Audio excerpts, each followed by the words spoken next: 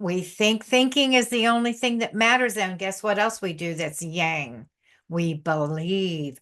I believe something and I believe it so much that I am just going to probably punch you or maybe murder you because you don't believe what I believe. That's yang. That's your left brain in charge, thinking that it knows everything. Your left brain is yang, and your left brain is a monster. It's a predatory monster. And that is why psychopaths are in charge of the world now.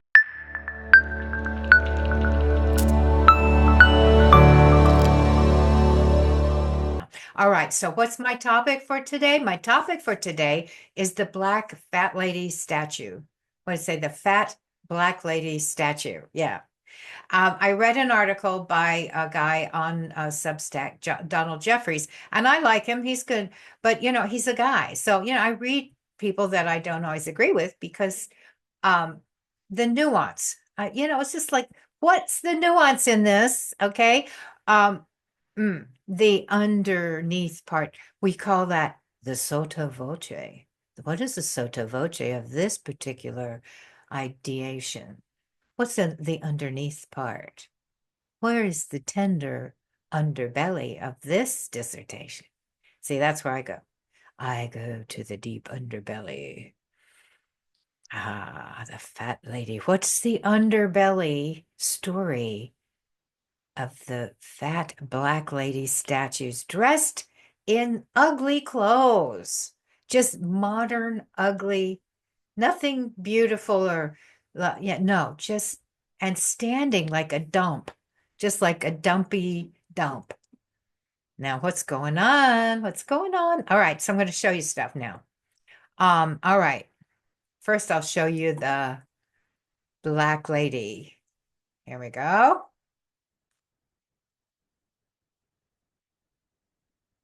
All right, so here is the statue. There she is. What happens is these are all over the world. One of them's in Copenhagen, one of them's now in New York, and there's a couple more cities around the world that have these fat black lady statues. Now, statues are always like warriors on horses, right? So this is actually a good thing. And as far as the feminism scam, this sort of busts that paradigm that feminism is sleek. Feminism is not sleek, it is not direct, and it is not assertive. Feminine is yin, and yin receives, reflects, responds. Those are the feminist qualities, the feminine qualities, you see. All right, so anyway, you can see these statues, they're really they're not special, they're just mundane. So why is that important? Why is the mundanity of their outfits so important? Well, I will tell you why, because that's what I'm here to do, is tell you stuff, right?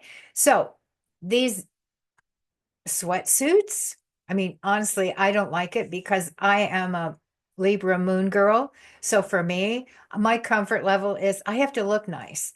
And sometimes I'll do a video in my crone face without a filter, no makeup. I just did one the other day. And that's another facet of my personality, but it's really my courageous part showing you how ugly I can be because my preference is that I want to look nice. All right. I've always said, oh, I just want to look nice so that your eyes can be happy. Not for my ego, but just I do it for you, you see, because that's the Libra. That's the Libra twist on things. Oh, I'm just doing this for your pleasure. That's how Libras work. All right. So, um, the outfits. Ugh, so bad. That's what I don't like about the coast here where I live, because everybody dresses in these hoodies and these just dumpy clothes, and everybody wears gray. The climate's gray, the clothes are gray, everything's gray. So what do? I show up in bright. Yeah. All right. So all right, the dumpy clothes are mundane, and the mundanity is feminine. Because what is it? Robert Hand said this to me on a tape. He never spoke to me in person, of course, but he's one of my idols. And he said, The physical universe is the feminine aspect of God. What does that mean? Our life, our dirty, bloody, fleshy life, ugh, that's the feminine aspect of God. It is not just. There's no just here in the world. This experience is sacred. This dirty, bloody flesh is the sacred, holy vessel for the Holy Spirit, the masculine yang energy that enlivens and vitalizes. Either one of those two sides cannot exist without coming together in this moment, in this vortex. So what is the dumpy outfit? It's the fleshy thing, okay? It's the mundane part. If you feel as if you aren't satisfied in your life because it's not sparkly enough, the way the gurus and the yogis and all the smarty pants spiritual dudes, some ladies, what they all say is get into this moment and enjoy the dirty, fleshy stuff. Honor it. All right. So I personally think when I first saw this statue, of course, I'm just like everybody else. I fell for the idea that, oh, that's dumpy, ugly. It's not special. Well, because why? Because we have decided that our living bodies are not special, that they are unholy, and that the world that we live in is unholy and unspecial. And this is the sin of monotheism. Back to my core issue, which I just cannot let go of.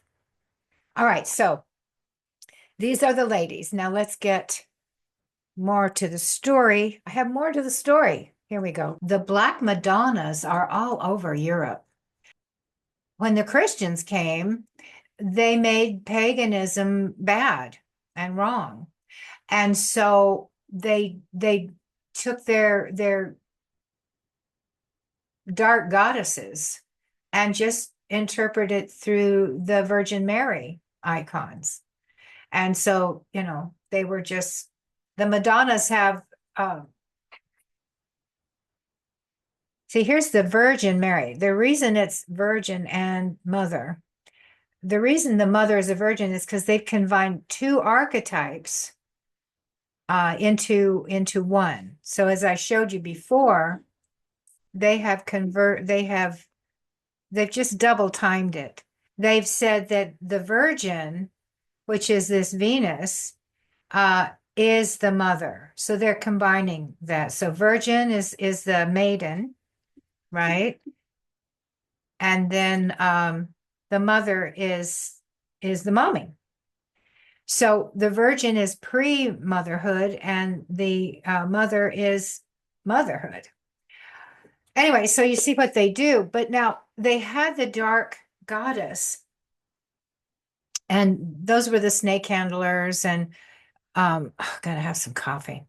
They were the snake handlers and all that sort of thing. They're also the Kali in the Hindu, and all these dark lady images. This is about death. Why? Because the physical universe has its cycles of birth and death, and everybody's afraid to die. So, we kind of like push that away out of our consciousness. We don't want to meditate on our death every day, which is what the monks do. Anyway, the text here says the Black Madonnas could similarly signify an association with earth and nature, which made them accessible to the peasant people who invoked their intercession.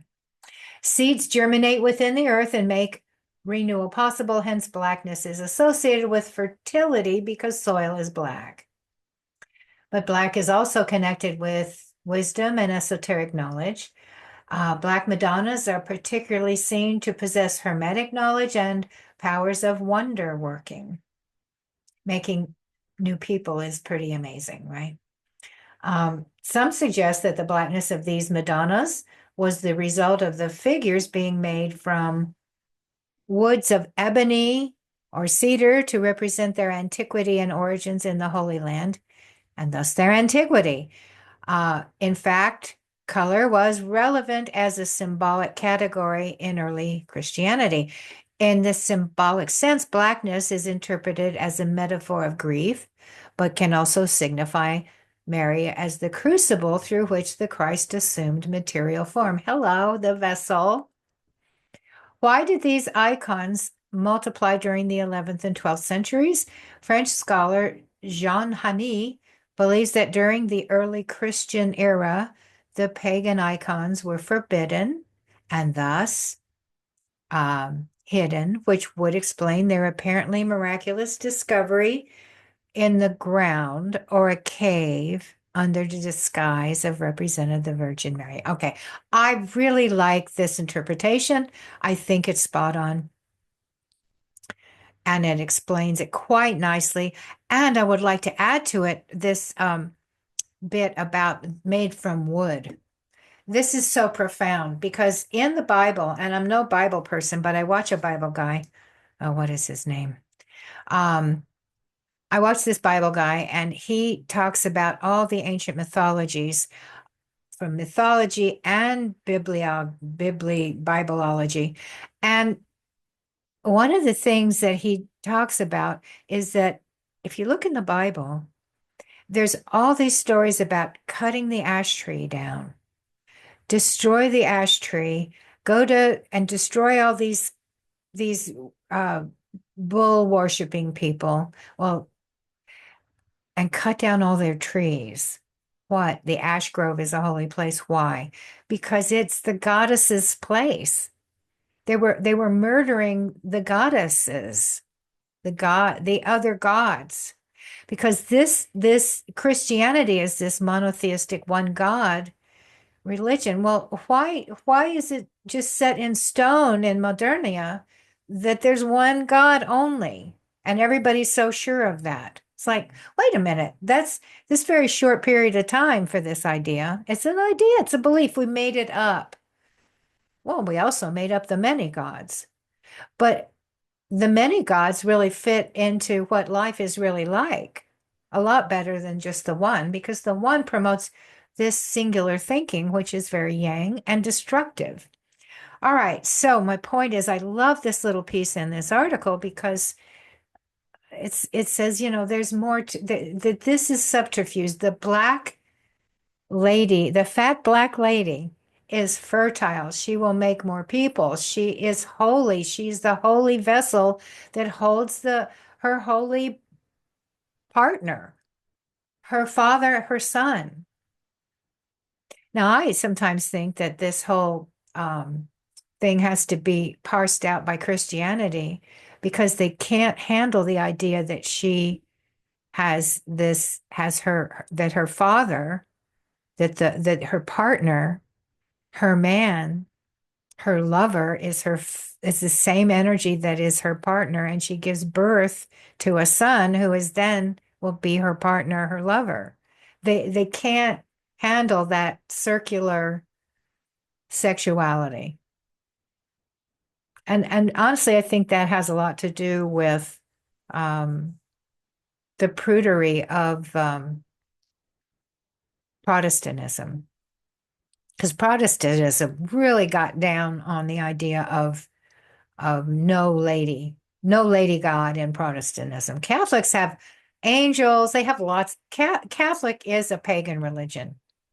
That's why if I was going to have to be any religion, that's what I would be. Because they have saints and angels, and they have God, and they have Mother Mary. And I grew up in Italy. Mother Mary is a very big deal in Italy. At least it was when in the 60s when I was there. And, they carry statues of her, and she's just, she's a big friggin' deal. And in Protestantism, she's just nothing. She's nebbish. She's just netty, not that, not her, not her.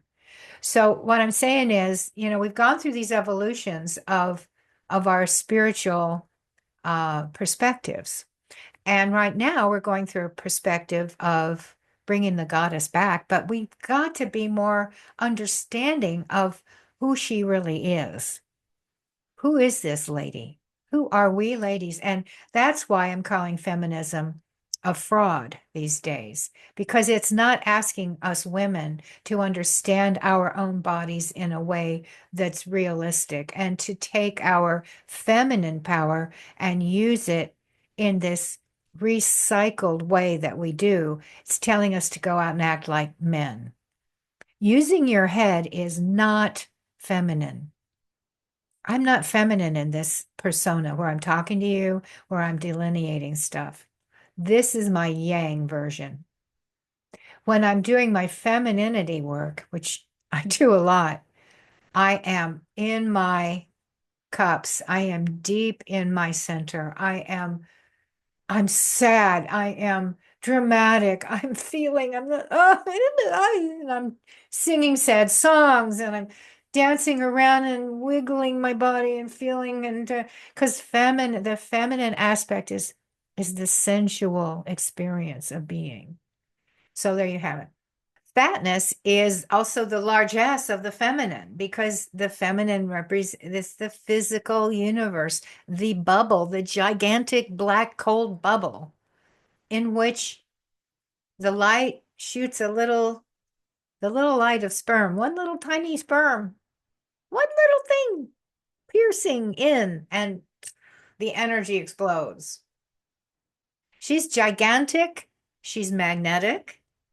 Okay. So she's not skinny. The skinnier you are, the less physicality you have, the more mental you are, then the more yang you are, you see. And so what did we do in the 60s?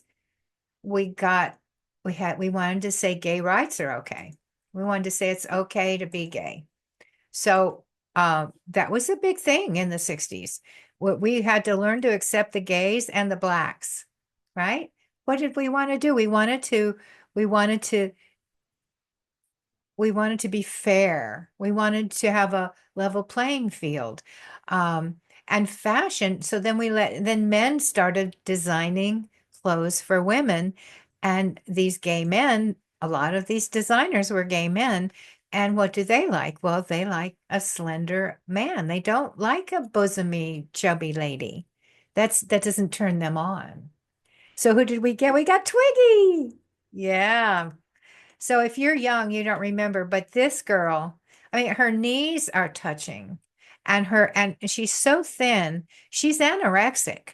And this is when anorexia then became popular. But who popularized being so thin that your knees knock and there's a huge space between your knees and your cooch? I mean, there's no cushion in there, but it is a masculine quality. Thinness is a masculine yang quality. And it's something that we are fighting. And it's why I think it's a lot of why, here, I'm going to put Twiggy away. Okay. And I think it's a lot of why we've got this culture, this cult of fatness that's been going on, body positivity and all. You know, there can be a healthy amount of plumpness. And like at my age, I need to be a little plump because it's the only place I'm getting estrogen from. So it's the only feminine hormone that an old lady can get is from being a little fat. So fat is okay. It's not bad, but too fat, but too slim. I mean, we're just talking extremes. And that's all that we ever do is go, we're just going, how far can we push these envelopes? How yin, how yang, or how extremely yin or yang can we get? And then we go, oh, no, that's too far. Come back to the center, you see. So that's all this is. And then they talk about the pendulum swinging. I think that works too. But my preference is, of course, the vortex, because that's my shtick. My shtick is think of creation as a straw and that or a toilet flushing. Creation is a flushing toilet. Because what the water swirls down into a pipe and it and this and the pressure pulls it through. So and think of the hurricane. I always think of the eye of the storm because the eye of the storm is the peaceful center of the storm. I've never been in a hurricane, but I've heard a lot over the years that once you get the eye passes over you, you've got like it's quiet. It's been horror, chaos, destruction, and all of a sudden stillness. That's where we are. We may think that the world is crazy chaos, but our edges of chaos are very, very narrow. You got it. If you thought about what it's like out in the wider parts of creation, now there's some wild stuff. We're in a very peaceful place. We really should appreciate it better. All right. We have a scam in Modernia, and it is about having too much yang and too much yin. Now, you see how this works, because if you have too much of one, you get too much of the other, but you don't realize you're getting too much yin or why you're getting too much yin. Now, what is yin? Chemicals. So we're all screaming about climate change, but see that, I question that because I know there are phases that last millions of years and certainly thousands of years. So, and they're not looking at that because what does the left brain do? The left brain just looks at a few details. It doesn't look at big pictures because the big picture looker is the right brain. Okay. So the point of my story here is that we are deep into these little particulars, but there's an agenda, and the agenda is power. So there's powerful ones who want to stay powerful, and they're using our mentality and showing us a detail here and a detail there. But if you stand back and you look at a bigger picture, you go, wait a minute, does that matter as much as they're saying that it matters? Because I don't think so. But I'm naturally suspicious. I've been duped so many times. I'm easily duped. I've got a lot of Pisces. So I'm easily accepting, and I just want to go along. I just want to, oh yeah. Oh, me for sure. I get it. I'm in that club. Oh yeah, I'll go there. And it's like I go there and I'm like, oh no, maybe not. They didn't see this part or this part or that part. Point being, that's what Yang does. It just sees these parts. And it's like a kid who takes the typewriter apart and can't put it back together. So that's what we're doing with the world now. So my point of having these extremes of yin and yang, too much thinking, too much part specificity, too much parting. And what do you get? Well, you get too much yin, but what does yin do? Yin is subtle, dark, subversive. This is what we don't learn about ourselves as women and as men. I mean, men have yin parts. Men have a body. All bodies are yin. They're containers. All containers are yin. Did you know that? Right. So what's the real issue with torturing Mother Earth? Poison, chemicals, poisoning, murder, but not, there is murder of I'll just kill you, bomb you, stab you. But there's this insidious, dark murder, this revenge, this deep poisoning, because the lady is not strong enough to attack you. The lady will kill you when you're sleeping. She will poison you in your sleep. Poison in the air. That's what gossip is. Poison in the air. So what are we doing? I don't see any bugs anymore. Now, you might think there's plenty of bugs, especially if you're young. But when I was young, there were a lot more bugs. I'm just saying. Trust me. 75 years, I can see the difference of bugs. All right. So the feminine, what I'm trying to say, is subtle. It responds. The yin responds. So if there's too much yang thinking, specificity, picking and targeting of things, and also what does yang do?